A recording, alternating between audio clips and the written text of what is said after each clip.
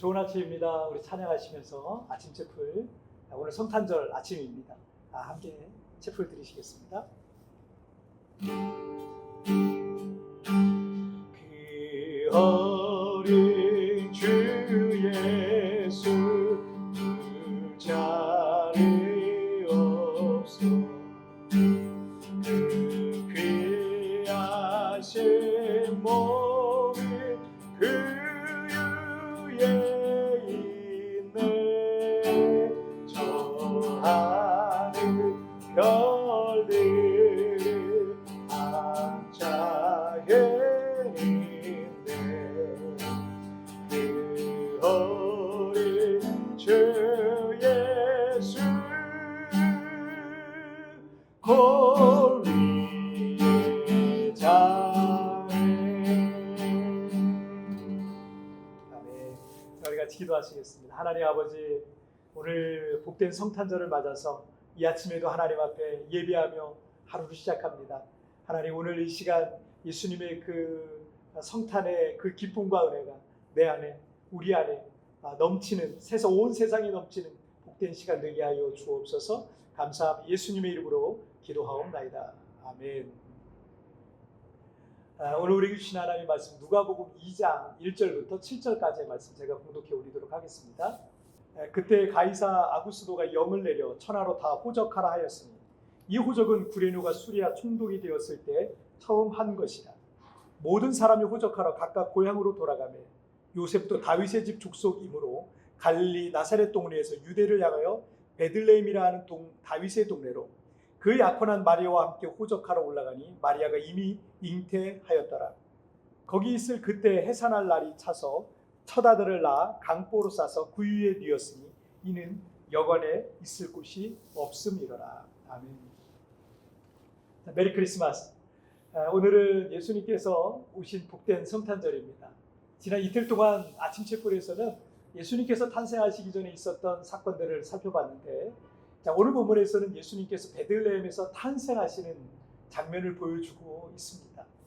누가복음 2장 1절을 보시면 그때 가이사 아구스도가 영을 내려 천하로 다 호적하라 하였으니, 당시 로마 황제가 로마 제국 안에 있는 모든 백성들의 인구조사, 호적을 명령했습니다. 그것을 통해서 제국 아래 모든 지역의 행정조직을 정리하고 정확한 세금을 식민지들로부터 걷어들이기 위한 목적이었던 것 같습니다. 그래서 이 모든 사람들은 자신들의 고향, 본적지로 돌아가서 인구조사에 응해야 했습니다. 4절과 5절을 보시면 요셉도 다윗의 집 족속이므로 갈릴리 나사렛 동네에서 유대를 향하여 베들레헴이라 하는 다윗의 동네로 그 약혼한 마리아와 함께 호적하러 올라가니 마리아가 이미 잉태하였다. 마리아와 약혼한 남편 요셉은 유다 지파 다윗의 후손이었습니다. 다윗의 고향이 베들레헴이었듯 요셉도 베들레헴에 살다가 북쪽의 갈릴리의 나사렛으로 이주해 살았던 것 같습니다. 인구조사 호적은 이 본적지로 가서 해야 했기 때문에 요셉은 성자 예수님을 잉태한 이 만삭의 마리아를 데리고 나사렛에서 베들레헴까지 약 150km, 서울에서 대전 정도 거리인데 그 먼 거리를 이동해야 됐습니다. 만약 로마 황제의 이 호적에 관한 명령이 아니었다면 마리아는 나사렛에서 예수님을 출산했을 겁니다. 그런데 하필이면 이 시기에 이 황제 호적 신고 명령이 떨어졌고 요셉은 아내가 만삭이었지만 그 먼 거리를 이동해서 베들레헴으로 갔었던 겁니다. 그런데 미가서 5장 2절을 보시면 베들레헴 에브라다야, 너는 유다 족속 중에 작을지라도 이스라엘을 다스릴 자가 내게서 내게로 나올 것이라. 그의 근본은 상고에 영원에 있느니라 라고 이렇게 말씀하셨거든요.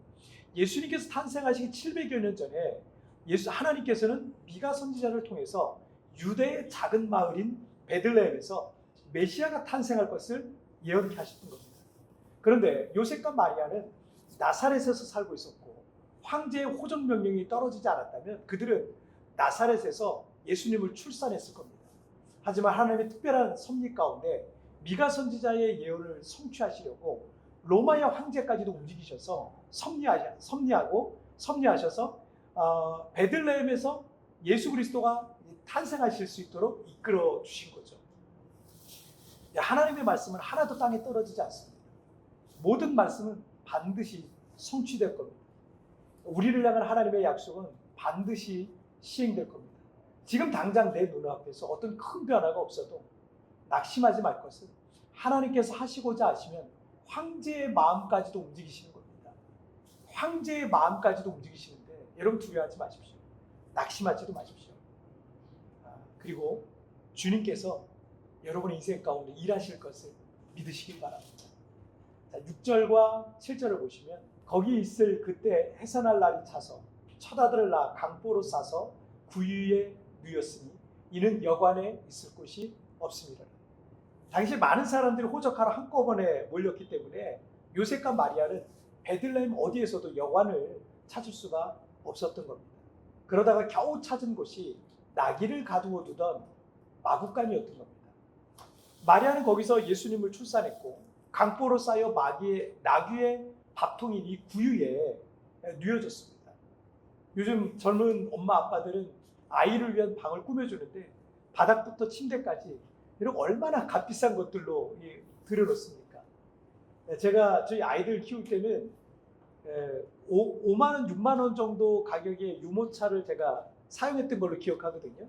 근데 얼마 전에 이렇게 들으니까 요즘 유모차가 적어도 100만 원부터 수백만 원에 이르는 고가의 유모차를 끌고 다닌다는 거예요. 아마도 모든 부모의 마음엔 자기 자식에게는 가장 좋은 것을 해주고 싶은 그런 마음이 아닐까 이렇게 생각이 듭니다. 그런데 하나님의 본체시며 하나님의 아들이신 예수님은요, 나귀들과 함께 마구간에서 태어나서 나귀의 밥통인 구유가 첫 번째 침상이었던 겁니다. 예수님은 출생부터가 가장 낮고 낮은 자리에서 시작하셨던 겁니다. 하나님이신 그분께서 인간이 되셨다는 것 자체가 완전히 자신을 버리신 희생이셨던 겁니다. 빌립보서 2장 6절에서 8절을 보시면 그는 근본 하나님의 본체시나 하나님과 동등됨을 취할 것으로 여기지 아니하시고 오히려 자기를 비어 종의 형체를 가지사 사람들과 같이 되셨고 사람의 모양으로 나타나사 자기를 낮추시고 죽기까지 복종하셨습니다. 곧 십자가에 죽으십니다 라고 하셨습니다.